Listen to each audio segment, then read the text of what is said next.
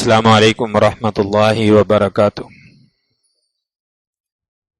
ان الحمد للہ والصلاة والسلام علی رسول اللہ، اما بعد فقد قال اللہ تبارک وتعالی ان عدۃ الشہور عند اللہ 12 شہرا فی کتاب اللہ یوم خلق السماوات والارض منها 4 حرم ذلك الدین القیم فلا تظلموا فیہن انفسکم وقاتلوا المشرکین کافۃ کما یقاتلونکم کافۃ۔ اللہم صلی علی محمد وعلی آل محمد کما صلیت علی ابراہیم وعلی آل ابراہیم انک حمید مجید۔ اللہم بارک علی محمد وعلی آل محمد کما بارکت علی ابراہیم وعلی آل ابراہیم انک حمید مجید۔ اللہم رب اشرح لی صدری ویسر لی امری واحلل عقدۃ من لسانی یفقہوا قولی رب زدنی علما سبحانک لا علم لنا الا ما علمتنا انک انت العلیم الحکیم۔ ارشاد باری تعالی ہے ان عدت الشہور عند اللہ 12 شہرا، بے شک اللہ تعالیٰ کے نزدیک مہینوں کی تعداد 12 مہینے ہے، شروع دن سے ہی، جس دن سے اللہ تعالیٰ نے آسمان و زمین کو پیدا کیا ہے۔ منہا 4 حرم، اور ان میں سے 4 مہینے حرمت والے ہیں، اور یہی اللہ رب العالمین کی طرف سے بیان کردہ مقررات دین ہے۔ پس تم ان مہینوں میں اپنی جانوں پر ظلم نہ کرو اور کافروں سے لڑائی کرو مل کر، جس طرح وہ تمہارے خلاف صف آرا ہوتے ہیں۔ سامعین محترم، یہ محرم الحرام کا مہینہ اسلامی کیلنڈر کے اعتبار سے پہلا مہینہ ہے، اور یہ مہینوں کی تعداد یہ اللہ رب العالمین کے مقرر کردہ ہے۔ شروع دن سے ہی اللہ تبارک و تعالی نے ان مہینوں کو بنایا ہے اور ان کی تعداد مقرر کی ہے، اور 4 مہینے حرمت والے قرار دیے ہیں، جس کے بارے میں نبی کریم صلی اللہ علیہ وآلہ وسلم نے بیان فرمایا کہ 3 مہینے متواتر ہیں، ذوالقعدہ، ذوالحجہ اور محرم، اور چوتھا رجب کا مہینہ ہے۔ ان کے حرمت والے مہینے ہونے کا کیا معنی ہے کہ ان کی خصوصی تعظیم ہے، ان کا احترام ہے، جیسے کہ نبی کریم صلی اللہ علیہ وسلم نے حجۃ الوداع کے موقع پر فرمایا تھا اپنے صحابہ اکرام کو مخاطب کر کے کہ یہ مہینہ کون سا ہے؟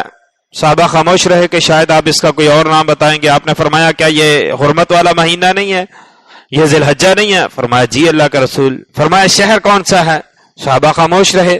پھر آپ نے فرمایا کیا یہ بلدۃ الحرام مکہ نہیں ہے؟ خاموش رہے، جی ہاں۔ پھر فرمایا کہ یہ آج کا دن کون سا ہے؟ فرمایا حرمت والا دن ہے۔ تو رسول اکرم صلی اللہ علیہ وسلم نے فرمایا کہ جس طرح یہ مہینہ حرمت والا ہے، یہ شہر حرمت والا ہے، یہ دن حرمت والا ہے، اسی طرح مسلمانوں کی ایک دوسرے کے لیے جان بھی حرمت والی ہے، مال بھی حرمت والا ہے، عزت بھی حرمت والا ہے، یعنی ان تمام چیزوں کا احترام بھی اسی طرح کرنا ہے جس طرح ان مہینوں کا، اس جگہ کا احترام کیا جاتا ہے۔ کفار نے، مشرکین مکہ نے ان مہینوں کو آگے پیچھے کر دیا تھا، اور اس کی وجہ یہ تھی یہ عرب کے بدو لوگ، ان کی معیشت کا انحصار یہ لوٹ کھسوٹ پر تھا اسلام سے پہلے۔ جو قافلے تجارت کے لیے نکلتے تھے یہ ان کو بھی لوٹتے تھے، جو حاجی حج کے لیے آتے تھے واپس جاتے تھے یہ ان کو بھی لوٹتے تھے۔ تو انہوں نے اپنے اس لوٹ کھسوٹ کو جاری رکھنے کے لیے ان مہینوں کی ترتیب چینج کر دی تھی۔ ذوالحجہ سے پہلے ذوالقعدہ ہے، اور ذوالحجہ کے بعد محرم ہے۔ اب حاجی جو حج کے لیے آتے تھے ذوالقعدہ میں آنا شروع ہوتے تھے، محرم میں واپس جاتے تھے، اور حجاج کرام جو آتے تھے مکہ میں وہ سامان تجارت بھی ساتھ لے کر آتے تھے اور یہاں سے لے کر بھی جاتے تھے۔ اب اس حرمت کا جاہلیت میں وہ لوگ بھی خیال رکھتے تھے، انہوں نے اس کا حل یہ نکالا کہ ان مہینوں کی ترتیب کو آگے پیچھے کر دیے، جیسے کہ قرآن کریم میں اللہ تعالیٰ نے فرمایا انما النسیء زیادۃ فی الکفر یضل بہ الذین کفروا یحلونہ عاما ویحرمونہ عاما۔ ایک سال اس مہینے کو حرمت والا قرار دیتے، اگلے سال دوسرے مہینے کو حرمت والا قرار دیتے، اس طرح مہینے انہوں نے آگے پیچھے کر دیے تھے۔ تو حجۃ الوداع کے موقع پر جو اس کی اصلی ترتیب ہے اسی ترتیب کے مطابق ان کفار کی قریش کی وہ ترتیب بھی آ گئی. تو رسول اللہ صلی اللہ علیہ وسلم نے فرمایا استدار الزمن کہیئتہ یوم خلق السماوات والارض، زمانہ اپنی اس اصلی حالت میں آ گیا ہے جس میں اللہ تبارک و تعالی نے پیدا کیا تھا. پھر آگے آپ نے ترتیب سے بتایا کہ یہ مہینے جو ہے وہ اس ترتیب سے ہیں. تو یہ ہمارے ہاں تو زیادہ تر محرم کا مہینہ یہ شہادت حسین رضی اللہ تعالی عنہ کی وجہ سے زیادہ اہمیت اختیار کر گیا اور اس کو پہچان بن گیا ہے، ورنہ یہ مہینہ حرمت والا ہے اور اسلام سے پہلے بھی اس مہینے کو خصوصی اہمیت حاصل تھی. رسول اکرم صلی اللہ علیہ وسلم مدینہ تشریف آوری سے پہلے مکہ میں بھی اس محرم کی 10 تاریخ کا روزہ رکھا کرتے تھے. قریش کے لوگ بھی روزہ رکھا کرتے تھے. اور یہ جو عاشورہ کا دن ہے 10 محرم کا، یہ بھی خصوصی اہمیت کا عمل ہے تاریخی اعتبار سے.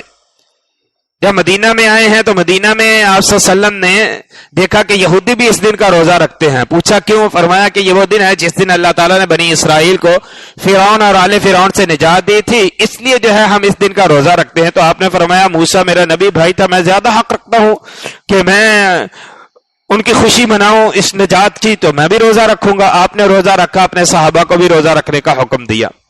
بلکہ صحیح بخاری میں ہے کہ رمضان کے روزے فرض ہونے سے پہلے عاشورہ کا روزہ فرض تھا. پھر جب عاشورہ کا روزہ رمضان کے روزے فرض ہو گئے تو عاشورہ کا روزہ جو ہے اس کی فرضیت ختم ہو گئی. نفلی طور پر آپ صلی اللہ علیہ وسلم نے فرمایا جو چاہتا ہے رکھ لے، جو چاہتا ہے نہ رکھے. اور آپ نے اس 10 دن عاشورہ کے روزے کی 10ویں دن کی فضیلت بیان فرمائی کہ اللہ تبارک و تعالیٰ اس ایک دن کے روزے سے پورے سال کے گناہوں کو معاف فرماتا ہے. شروع میں آپ صلی اللہ علیہ وسلم اہل کتاب کی موافقت کیا کرتے تھے. پھر جب اللہ تعالیٰ کی طرف سے مخالفت کا حکم آ گیا تو آپ نے اہل کتاب عیسائی اور یہودیوں کی مخالفت شروع کر دی. تو اسی اعتبار سے آپ نے فرمایا چونکہ یہودی عاشورہ کے دن کا روزہ رکھتے ہیں، 10 محرم کا روزہ رکھتے ہیں، میں اگلے سال انشاءاللہ جو ہے وہ 9 محرم کا بھی روزہ رکھوں گا. لیکن آپ اگلے سال اللہ کو پیارے ہو گئے اور آپ نے یہودیوں کی مخالفت میں 9 کا روزہ رکھنے کا حکم دیا. تو لہذا 9 اور 10 محرم کا روزہ رکھنا چاہیے، اس سے 1 سال کے گناہ معاف ہوتے ہیں. تو یہ محرم کا مہینہ جو ہے، جو ہمارا موضوع ہے، ہم اس اعتبار سے اس طرف آتے ہیں. یہ تاریخ اسلام، چونکہ ہم نے موضوع شروع کیا تھا تو تاریخ اسلام کے اعتبار سے یہ اسلامی کیلنڈر کا پہلا مہینہ ہے. یہاں سے سال کی ابتدا ہوتی ہے.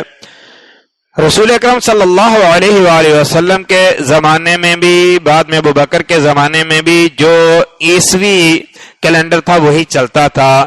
سیدنا عمر فاروق رضی اللہ تعالی عنہ نے یہ اپنے ساتھیوں سے مشورہ کر کے کہ ہمیں اسلامی تاریخ کے اعتبار سے اپنا کیلنڈر جو بنانا چاہیے، تو اس کا آغاز کیا، جس کے لیے کسی نے مشورہ دیا رسول اکرم صلی اللہ علیہ وسلم کی ولادت سے اس کا آغاز کیا جائے.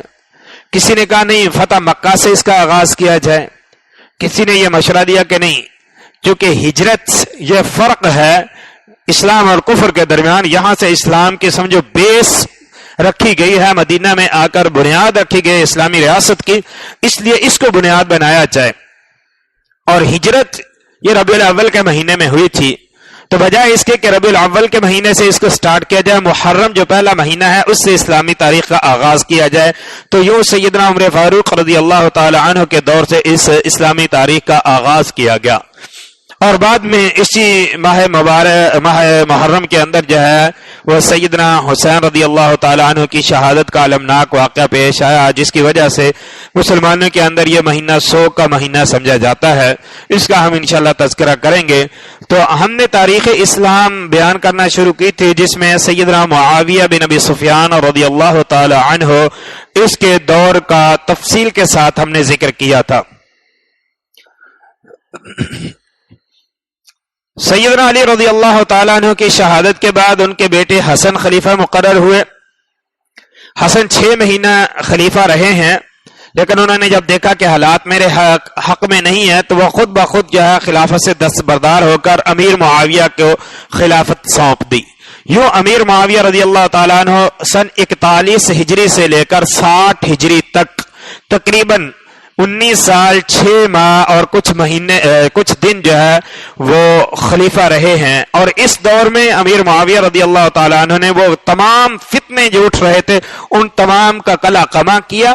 اور دوسرا امیر معاویہ کو جو اہم ترین کارنامہ ہے کہ وہ اسلامی فتوحات جو مسلمانوں کی آپس کی خانہ جنگی کی وجہ سے رک گئی تھی بلکہ سمٹنا شروع ہو گئی تھی، عیسائیوں نے رومیوں نے بعض علاقوں پر قبضے کرنا شروع کر لیے تھے، امیر معاویہ رضی اللہ تعالی عنہ نے ان فتوحات کو دوبارہ جاری کیا، اور وہ رقبہ جو سیدنا علی رضی اللہ تعالیٰ عنہ کے دور میں 44 لاکھ مربع میل پر مسلمانوں کی ریاست کا تھا، اس کو مزید وسعت دے کر 66 لاکھ مربع میل کے ایریے تک پہنچا دیا۔ بعض اہل تاریخ نے 56 لاکھ مربع میل کا ذکر کیا ہے۔ آپ کے پاکستان کا ایریا کتنا ہے؟ کوئی بتائے گا؟ 2,96,000 مربع میل ہے، صرف 2,96,000 یعنی 3 لاکھ سمجھ لیں۔ یہ پاکستان کا آپ کا جو ایریا ہے یہ صرف 3 لاکھ مربع میل ہے۔ آپ اس سے اندازہ لگا لیجئے کہ امیر معاویہ رضی اللہ تعالیٰ عنہ کے دور میں اسلامی سلطنت کی سرحدیں کہاں تک ملتی تھی کہ 66 لاکھ مربع میل یہ رقبہ تھا اسلامی سلطنت کا۔ اور پھر دیکھیں اتنی بڑی سلطنت میں مختلف تہذیبیں، مختلف قسم کے لوگ، کلچر مختلف، زبانیں مختلف، ان تمام کو جمع کر کے اکٹھا کر کے ایک ہی قائد کے ذریعے چلانا یہ امیر معاویہ رضی اللہ تعالیٰ عنہ کا بہت بڑا کارنامہ ہے۔ امیر معاویہ رضی اللہ تعالیٰ عنہ 60 ہجری میں جب بیمار ہوئے ہیں تو انہوں نے اپنے مشیر جو تھے ان سے مشورہ کیا کہ سابقہ حالات آپ کے سامنے ہیں، مسلمانوں کی جو آپس میں خانہ جنگی رہی ہے، کیا کیا جائے؟ بعد میں ایسا نہ ہو دوبارہ یہ خانہ جنگی شروع ہو جائے، تو میں کسی کو اپنا ولی عہد مقرر کر دیتا ہوں، جانشین مقرر کر دیتا ہوں، اپنی زندگی میں میں نامینیٹ کر دیتا ہوں کہ میرے بعد اس منصب پر خلافت کو کون سنبھالے گا۔ مغیرہ بن شعبہ رضی اللہ تعالیٰ عنہ جو کہ صحابی رسول ہیں اور کوفہ کے گورنر تھے، انہوں نے مشورہ دیا کہ آپ اپنے بیٹے یزید کو جو ہے وہ اپنا ولی عہد، اپنا جانشین مقرر کر دیں۔ امیر معاویہ رضی اللہ تعالیٰ عنہ نے حالات کو مد نظر رکھتے ہوئے کہا کہ یہ کام مشکل ہے، اہل شام تو اس کو قبول کر لیں گے چپ چاپ، عراق کے لوگ بھی ممکن ہے اس کو ایکسپٹ کر لیں، لیکن حجاز کے لوگ جو ہے وہ یزید کی امارت کو میں نہیں سمجھتا کہ قبول کریں، تو لہذا اس کے لیے پہلے لوگوں کی ذہن سازی کی جائے، حالات کا جائزہ لیا جائے تاکہ پتہ چلے کہ لوگ اس کو قبول بھی کریں گے۔ مغیرہ نے کہا عراق کا ذمہ میں لیتا ہوں، یہاں لوگوں کو میں قائل کرتا ہوں، اور شام میں آپ فلاں کی ذمہ داری لگا دیں، حجاز جو ہے وہ مروان بن حکم کے ذمہ لگائیں، یہ لوگوں کو اس چیز کے لیے قائل کریں اور بتائیں سمجھائیں کہ اگر یہ معاملہ اس طرح امیر معاویہ اپنی زندگی میں نہیں نمٹاتے تو بعد میں پھر اختلافات اور مسلمانوں کی خلافت کے لیے، اس منصب کے لیے، امارت کے لیے آپس میں خانہ جنگی نہ شروع ہو جائے۔ مغیرہ بن شعبہ رضی اللہ تعالیٰ عنہ نے کوفے کے لوگوں کو اس کے لیے قائل کیا، وہ متفق ہو گئے، اس بات پر ایگری ہو گئے کہ ٹھیک ہے امیر معاویہ جس کو بھی مقرر کر دیں گے اپنی زندگی میں ہم اس کی بیعت کر لیں گے۔ شام کے لوگ پہلے ہی امیر معاویہ کے محبان میں سے تھے، وہ امیر معاویہ کے فدائیوں میں سے تھے، انہوں نے تو اس کو کیا انکار کرنا تھا۔ مسئلہ تھا حجاز کا، اور حجاز میں مکہ مدینہ یہ علاقہ شامل ہے، اور یہاں پر صحابہ کرام رضوان اللہ علیہم اجمعین میں سے بزرگ حضرات موجود تھے جو مقام مرتبے کے اعتبار سے، علم کے اعتبار سے، شان و منزلت کے اعتبار سے یزید سے کہیں زیادہ مستحق تھے اور بلند تر تھے۔ مروان بن حکم نے جو ہے یہاں ذہن سازی کرنا شروع کی اور ابتدا میں امیر معاویہ کی طرف سے یہ پیغام پہنچایا کہ میں اپنی زندگی میں ہی جانشی مقرر کرنا چاہتا ہوں تاکہ بعد میں اختلافات نہ ہوں، لیکن کس کو کرنا چاہتا ہوں یہ ذکر نہیں کیا۔ مروان نے جو ہے وہ مدینے میں لوگوں کو جمع کر کے یہ خطبہ دیا اور اس کا قائل کیا، سمجھانا شروع کیا تاکہ بعد میں اختلافات نہ ہوں۔ تو جو مدینے کے بزرگ حضرات تھے صحابہ اکرام میں سے، انہوں نے مخالفت کی اس کی، جن میں عبد الرحمن بن ابی بکر، عبداللہ بن زبیر اور عبداللہ بن عباس، حسین رضی اللہ تعالی عنہ، یہ سر فہرست ہیں۔ کچھ نے تو خاموشی اختیار کی کہ پتہ نہیں کس کو مقرر کریں گے، ٹھیک ہے جس کو مقرر کریں گے دیکھیں گے۔ عبداللہ بن زبیر رضی اللہ تعالی عنہ، یہ جانتے ہیں عبداللہ بن زبیر کون ہے؟ ان کا بھی میں تعارف کروا دوں۔ عبداللہ بن زبیر یہ زبیر بن عوام رضی اللہ تعالیٰ عنہ کے بیٹے ہیں، اور زبیر بن عوام جو ہے یہ رسول اکرم صلی اللہ علیہ وسلم کی پھپھی صفیہ کے بیٹے ہیں، اور زبیر کے نکاح میں تھی حضرت ابو بکر رضی اللہ تعالیٰ عنہ کی بڑی بیٹی اسما بنت ابی بکر۔ یہ عبداللہ بن زبیر جو ہیں یہ اسما بنت ابی بکر کے بیٹے ہیں۔ عبداللہ بن زبیر صحابی رسول ہیں۔ جب اسما رضی اللہ تعالیٰ عنہ ہجرت کر کے آئی ہیں مکہ سے مدینہ، تو اس وقت وہ حاملہ تھیں، مدینے پہنچی ہیں۔ تو مدینے میں جب سے مسلمان ہجرت کر کے آئے تھے تو مسلمانوں کے ہاں کسی بچے کی ولادت نہیں ہوئی تھی، کوئی بچہ پیدا نہیں ہوا تھا۔ یہودیوں نے کہا تھا کہ ہم نے مسلمانوں پر بندش کر دی ہے، ہماری زبان میں جیسے کہتے ہیں نا، تو یہودی یہ جادو وادو کرتے تھے، انہوں نے کہا ہم نے مسلمانوں پر بندش کر دی ہے، ان کے ہاں اولاد نہیں ہوگی۔ جب عبداللہ ابن زبیر رضی اللہ تعالیٰ عنہ کی ولادت ہوئی، یہ سب سے پہلے مسلمانوں کے ہاں لڑکا جو مدینے میں پیدا ہوا ہے مہاجرین میں سے، وہ عبداللہ ابن زبیر ہیں۔ مسلمانوں میں اس چیز کی بڑی خوشی منائی کہ یہودیوں نے جو دعویٰ کیا تھا اللہ تبارک و تعالیٰ نے اس دعوے کو جھوٹا قرار دیا ہے۔ اللہ رب العالمین نے مسلمانوں کو جو ہے وہ اولاد سے نوازا ہے۔ سیدہ اسما رضی اللہ تعالی عنہ رسول اکرم صلی اللہ علیہ وسلم کی پاس لے کر گئی ہیں، اور سب سے پہلے عبداللہ ابن زبیر رضی اللہ تعالی عنہ کے منہ میں، آپ کے پیٹ میں، جوف میں رسول اکرم صلی اللہ علیہ وسلم کا دہن مبارک آپ کا تھوک گیا ہے، عبداللہ ابن زبیر رضی اللہ تعالی عنہ کے پیٹ کے اندر، منہ میں آپ نے گٹی دی عبداللہ ابن زبیر کو، خود کھجور اپنے منہ میں چبا کر وہ عبداللہ ابن زبیر رضی اللہ تعالیٰ عنہ کو دی۔ تو یہ زبیر بن عوام رضی اللہ تعالیٰ عنہ عشرہ مبشرہ میں سے ہیں، اور وہ جہاد میں نبی علیہ الصلوۃ والسلام کے ساتھ بھی ابو بکر، عمر، عثمان، علی کے دور میں جہاد کرتے رہے ہیں، جنگ جمل میں وہ شہید ہوئے ہیں۔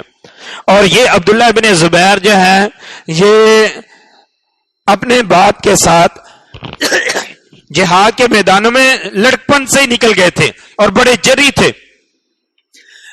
جو جنگی مہارت ہوتی ہے اس کو جانتے تھے۔ تو یہ عبداللہ ابن زبیر رضی اللہ تعالیٰ عنہ کو اللہ رب العالمین نے اور بھی کئی خوبیاں دی تھی، بڑے قادر الکلام تھے، بات کرنا جانتے تھے۔ جب مروان بن حکم نے امیر معاویہ کا یہ پیغام پہنچایا تو عبد الرحمن بن ابی بکر رضی اللہ تعالی عنہ انہوں نے اٹھ کر اس کی تردید کی۔ اس نے کہا کہ یہ چیز ہمیں قبول نہیں ہے۔ مروان کہنے لگا کہ جس طرح ابو بکر اور عمر کا طریقہ تھا اس طرح امیر معاویہ جو ہے اسی طریقے پر چلتے ہوئے اپنا جانشی مقرر کرنا چاہتے ہیں۔ ابو بکر رضی اللہ تعالی عنہ عبد الرحمن بن ابی بکر رضی اللہ تعالی عنہ کہنے لگے کہ نہیں، نہ یہ ابو بکر کا طریقہ ہے، نہ یہ عمر کا طریقہ ہے، یہ تو قیصر و کسریٰ کا طریقہ ہے، یہ ہرقل کا طریقہ ہے۔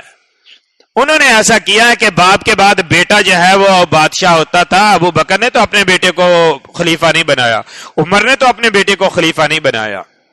عبداللہ بن زبیر نے کہا آپ کے سامنے 3 مثالیں ہیں گزشتہ, امیر معاویہ کو کہیں ان میں سے کسی ایک کو اختیار کریں, یا تو رسول اکرم صلی اللہ علیہ وسلم کی طرح کسی کو بھی نامینیٹ نہ کریں, امت پر چھوڑ دیں, امت جس کو مرضی جو ہے وہ خلیفہ مقرر کر لے. اور اگر رسول اکرم صلی اللہ علیہ وسلم کے بعد دیکھنا ہے تو ابو بکر کو دیکھو. ابو بکر نے اپنی زندگی میں ہی اپنا جانشین مقرر کیا تھا, لیکن کس کو مقرر کیا تھا؟ عمر فاروق کو, جو کہ اپنے خاندان سے نہیں تھا, اپنی اولاد سے نہیں تھا. ہاں امیر معاویہ نے مقرر کرنا ہے اپنے بعد, اپنی اولاد سے کسی کو نہیں کرے, جو اس کا اہل ہے اس کو کرے, جس طرح ابو بکر نے کیا تھا. یا پھر تیسرا عمر فاروق رضی اللہ تعالی عنہ کا طریقہ سامنے ہے کہ مسلمانوں کی ایک شورا بنا دی جائے, ایک مجلس کمیٹی بنا دی جائے, اور وہ جس کو خلیفہ مقرر کریں. یہ 3 طریقے اگر امیر معاویہ ان میں سے کسی کو اختیار کرتا ہے تو ہم امیر معاویہ کی اس بات کو تسلیم کریں گے. اگر امیر معاویہ ان 3 طریقوں کو چھوڑ کر کوئی چوتھا طریقہ اختیار کرتا ہے تو ہم امیر معاویہ کی بات کو نہیں مانیں گے. امیر معاویہ رضی اللہ تعالیٰ عنہ کے پاس جب یہ پیغام پہنچا کہ عبد الرحمن بن ابی بکر نے بھی مخالفت کی ہے, عبداللہ بن زبیر نے بھی مخالفت کی ہے, اور باقی علاقوں میں جو ہے وہ جانشینی پر کسی نے اعتراض نہیں کیا, تو عبداللہ بن زبیر رضی اللہ امیر معاویہ رضی اللہ تعالیٰ عنہ نے خود مدینہ آ کر ان لوگوں کو قائل کرنے کی کوشش کی, اور ان سے انفرادی طور پر ہر ایک سے بات کی, اور کہا کہ فلاں جو ہے وہ بھی اس چیز پر ایگری ہے, فلاں جو ہے وہ بھی ایگری ہے, بس آپ جو ہے آپ اس بات پر اتفاق کریں. بہرحال امیر معاویہ رضی اللہ تعالی عنہ ان انفرادی طور پر ان کو اس چیز کا اپنی طرف سے قائل کر کے چلے گئے, لیکن یہ اصحاب جو ہیں اس بات پر متفق نہیں تھے کہ امیر معاویہ جو ہے وہ اپنے بیٹے یزید کو اپنا جانشین مقرر کرے. امیر معاویہ رضی اللہ تعالی عنہ نے یزید کو کیوں نامزد کیا؟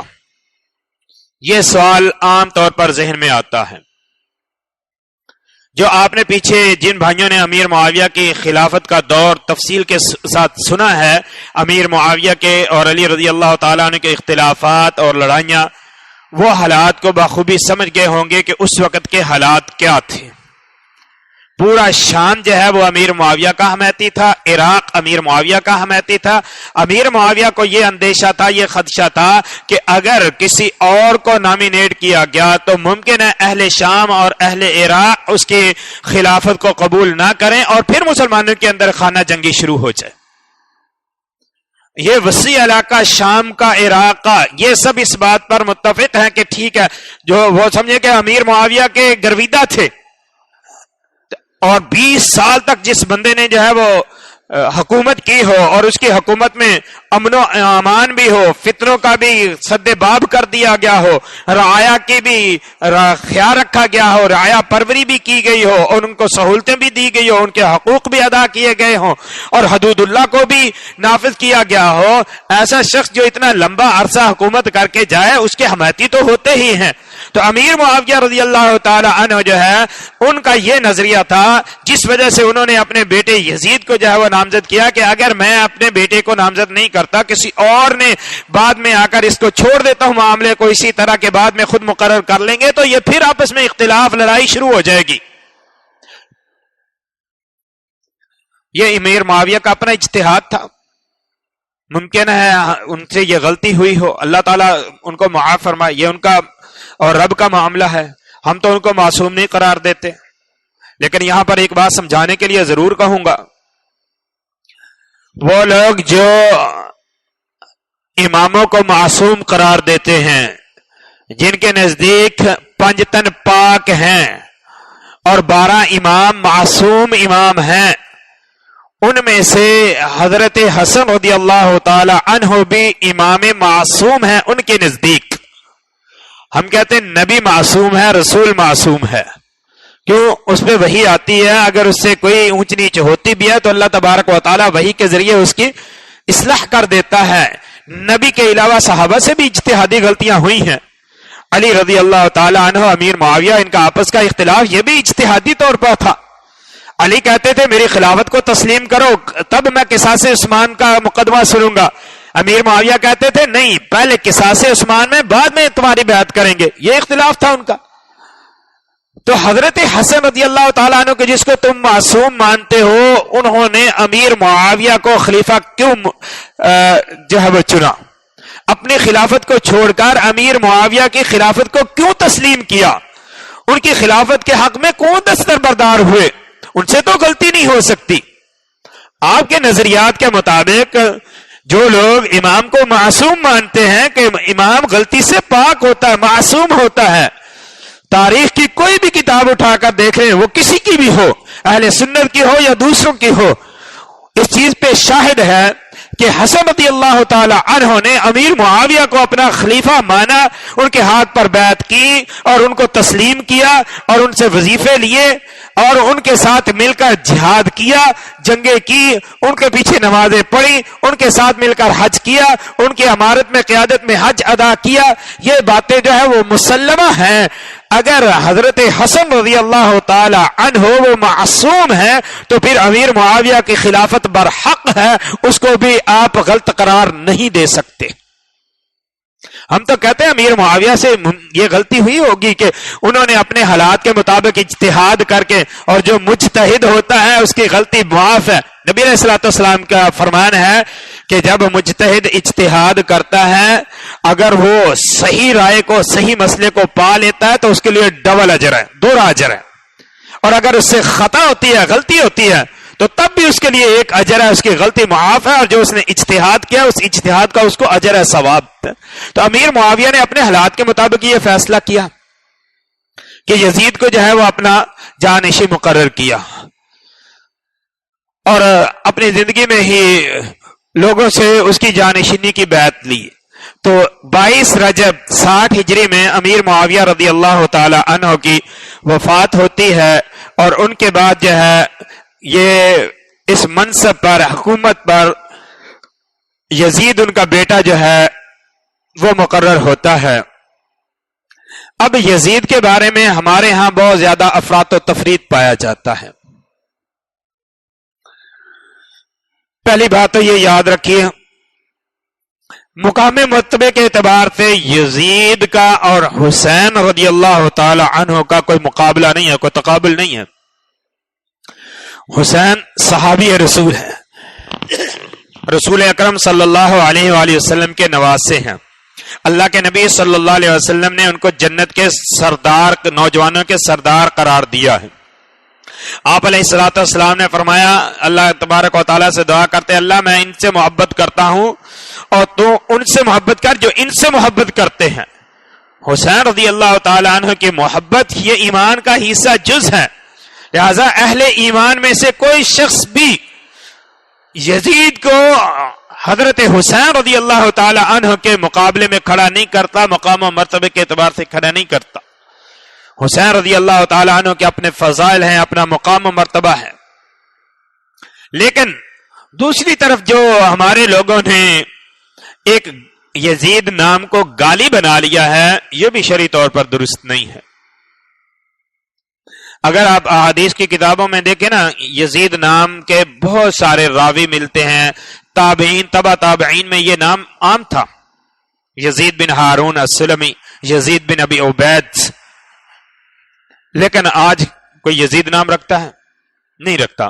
کیوں؟ اس لیے کہ اس نام کو اتنا زیادہ مطعون کیا گیا ہے، اتنا زیادہ اس کو دیا گیا کہ لوگ اس نام کو ہی گالی سمجھتے ہیں۔ یہ یزید امیر معاویہ رضی اللہ تعالیٰ عنہ کا بیٹا ہے اور تابعین میں سے ہے۔ اب اگر تابعین کا جو مقام ہے اس کے حوالے سے دیکھیں تو نبی کریم صلی اللہ علیہ وسلم نے فرمایا، جس نے مجھے دیکھا ایمان کی حالت میں، اللہ رب العالمین نے اس پر جہنم کی آگ کو حرام کر دیا ہے۔ یہ صحابہ کا مرتبہ ہے۔ صحابہ نے نبی علیہ الصلوۃ والسلام کو ایمان کی حالت میں دیکھا اور اسی پر ان کی وفات ہوئی. اور جس نے ان کو دیکھا جنہوں نے مجھے دیکھا ہے تابعین، آپ نے فرمایا ان پر بھی اللہ نے جہنم کی آگ کو حرام کر دیا ہے. اس اعتبار سے یزید تابعی ہے. پھر رسول اکرم صلی اللہ علیہ وسلم نے جو قسطنطنیہ پر حملہ کرنے والے لشکر کی فضیلت بیان کی تھی، اس فضیلت میں بھی یہ یزید بن معاویہ اس لشکر میں موجود تھے. ایک روایت کے مطابق تو کمانڈر تھے، ایک روایت کے مطابق جو ہے وہ ایک سپاہی کی حیثیت سے تھے. بہرحال جس بھی حیثیت سے ہوں یہ اس لشکر میں شریک تھے. اور نبی علیہ الصلوۃ والسلام نے فرمایا تھا کہ جو لشکر قسطنطنیہ پر حملہ آور ہوگا اللہ تبارک و تعالی نے مغفور اللہ ان کی بخشش کر دی ہے.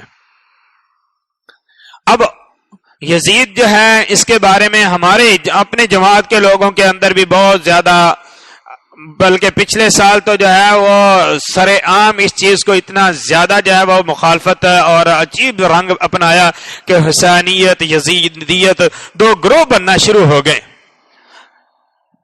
بھئی یزید کا جو کارنامہ تھا، جو اس نے کیا، جو اس کی غلطیاں ہیں، وہ اپنے انجام کو پہنچ چکا ہے. اگر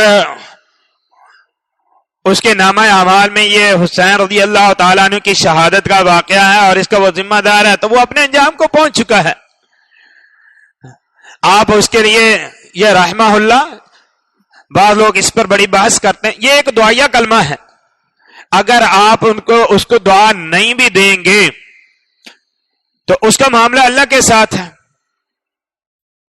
لیکن اگر آپ اس پہ لعنت کرتے ہیں اور وہ لعنت کا مستحق نہ ہوا تو وہ لعنت آپ پر لوٹے گی.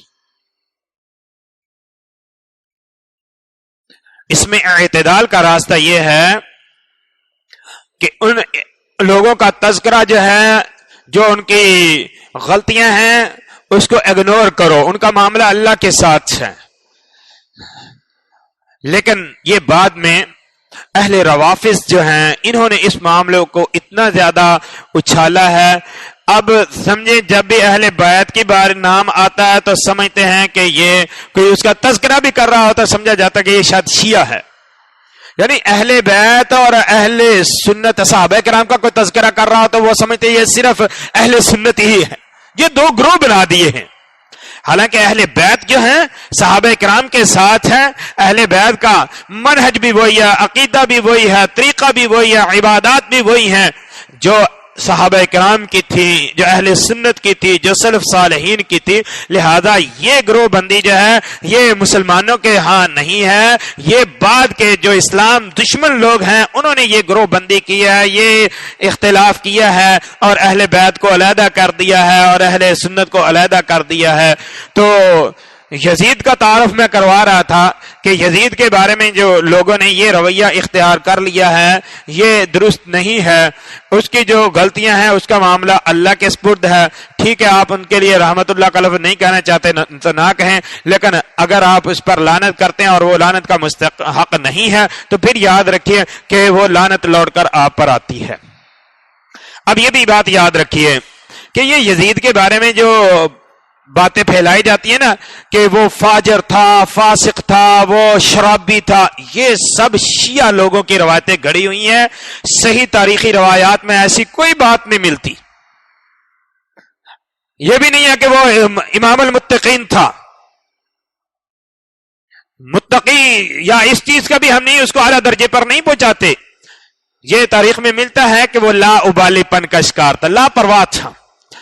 20 سال کا لڑکا تھا، نوجوان تھا، اور اس عمر میں اتنی ذمہ داری جب تک عائد نہیں ہوتی اور خصوصی طور پر یہ خلافت کا بوجھ پڑنے سے پہلے وہ لاپرواہ تھا، شکار وغیرہ کرتا تھا اور دیگر کاموں میں جو شرعی ہیں ان میں سستی کرتا تھا. لیکن ایسا نہیں ہے کہ جیسا یہ باتیں بیان کی جاتی ہیں کہ وہ جی شرابی تھا، زانی تھا، فاجر تھا، فاسق تھا اور یہ جو کرتا تھا. یہ سب وہ روایتیں ہیں جو شیعہ حضرات کی گھڑی ہوئی ہیں. تو لہذا یزید کی اس خلافت کے بعد جن لوگوں نے ان کی مخالفت کی ان میں سیدنا حسین رضی اللہ تعالی عنہ، عبداللہ ابن زبیر رضی اللہ تعالی عنہ، عبداللہ بن عباس رضی اللہ تعالی عنہ، یہ سر فہرست ہیں۔ اور عبداللہ بن عمر رضی اللہ تعالی عنہ، انہوں نے پہلے بیعت نہیں کی تھی لیکن بعد میں انہوں نے بھی بیعت کر لی تھی۔ اور عبداللہ بن عمر رضی اللہ تعالی عنہ وہ بزرگ صحابی ہیں کہ جو مسلمانوں کے آپس کے ان اختلافات میں بالکل کنارہ کشی اختیار کر کے عبادت میں مصروف ہو گئے تھے۔ لوگ کہتے تھے آپ کسی کا ساتھ کیوں نہیں دیتے، آپ لڑائی میں شریک کیوں نہیں ہوتے؟ عبداللہ بن عمر جواب دیتے تھے اللہ تبارک و تعالیٰ نے حکم دیا ہے تم لڑائی کرو یہاں تک کہ فتنہ باقی نہ رہے، اور تم لوگ تو فتنے کے لیے لڑ رہے ہو، تمہاری لڑائیوں سے تو فتنہ پیدا ہو رہا ہے۔ اللہ نے تو جو لڑائی کا مقصد بیان کیا وہ فتنے کا خاتمہ ہے، تو تم تو اس مقصد کے لیے لڑ نہیں رہے، لہذا اس لیے میں تم میں سے کسی کا بھی ساتھ نہیں دیتا۔ وہ علیحدہ ہو کر عبادت میں مصروف ہو گئے، تو انہوں نے بھی جو ہے وہ یزید کی بیعت کر لی تھی۔ تو حسین رضی اللہ تعالی عنہ کے پاس جو مدینے کا حاکم تھا ولید بن عتبہ، اس نے پیغام بھیجا، عبداللہ بن زبیر کے پاس پیغام بھیجا بیعت کے لیے۔ جب ان کو بلایا گیا تو عبداللہ بن زبیر نے بھی مہلت لی، حسین رضی اللہ تعالی عنہ میں نے بھی مہلت لی کہ ہم اس طرح چھپ کے تیرے پاس جو ہے بیعت نہیں کر سکتے، جب عام لوگ بیعت کریں گے تو ہم بھی آ جائیں گے۔ اور عبداللہ بن زبیر نے کہا کہ مجھے تھوڑا سا مہلت دو سوچنے کی، اور وہ مہلت لے کر راتوں رات ہی جو ہے وہ اپنے اہل خانہ کو لے کر مدینہ سے نکل گئے اور مکہ چلے گئے، اور مکہ جا کر وہ حرم میں پناہ گزین ہو گئے۔ یہ عبداللہ بن زبیر کا آگے جو ہے وہ تاریخ میں تذکرہ آئے گا کہ پھر آگے چل کر انہوں نے مکہ میں اپنی خلافت کا اعلان کر کے وہاں پر جو ہے انہوں نے اپنی حکومت قائم کر لی۔ حسین رضی اللہ تعالی عنہ نے جو مہلت لی تھی اس میں انہوں نے اپنے ساتھیوں سے مشورہ کیا۔ محمد ابن حنفیہ جو کہ حضرت حسین رضی اللہ تعالی عنہ کے بھائی ہیں، علی کے بیٹے ہیں، انہوں نے مشورہ دیا کہ آپ جو ہے وہ مدینے کو چھوڑ کر آپ بھی مکہ چلے جائیں۔ یہاں سے حضرت حسین رضی اللہ تعالی عنہ جو ہے وہ ولید بن عتبہ جو کہ مدینے کا گورنر تھا، حاکم تھا، اس کی بیعت کیے بغیر یزید کے لیے مدینہ کو چھوڑ کر حضرت حسین رضی اللہ تعالی عنہ بھی جو ہے وہ مکہ روانہ ہو گئے۔ اور پھر مکہ سے آگے جو واقعات پیش آئے جن میں اہم ترین واقعہ کربلا ہے، اس کا انشاءاللہ ہم تذکرہ کریں گے۔ اللہ رب العالمین سے دعا ہے کہ اللہ تعالی ہمیں صحیح معنوں میں اس اسلامی تاریخ کے جو حوالہ جات ہیں، جو اس کے واقعات ہیں، ان کو سمجھنے اور اس کے مطابق ہمیں چلنے کی توفیق عطا فرمائے۔ اور یہ جو ہمارے اسلاف گزر چکے ہیں، اللہ پاک ان میں سے اگر کسی سے جو کوئی خطا ہوئی ہے اس سے درگزر فرمائے، اور جو ان کی اجتہادی غلطیاں ہیں ان سے اللہ تبارک و تعالیٰ درگزر فرمائے، اور ہمیں اللہ رب العالمین اپنے اس فرمان کے مطابق اپنے دلوں کو صاف رکھنے کی توفیق عطا فرمائے۔ ربنا اغفر لنا ولاخواننا الذين سبقونا بالایمان ولا تجعل في قلوبنا غلا للذين آمنوا ربنا انك رؤوف رحیم۔ اللہ پاک ہمیں عمل کی توفیق عطا فرمائے۔ جزاکم اللہ احسن۔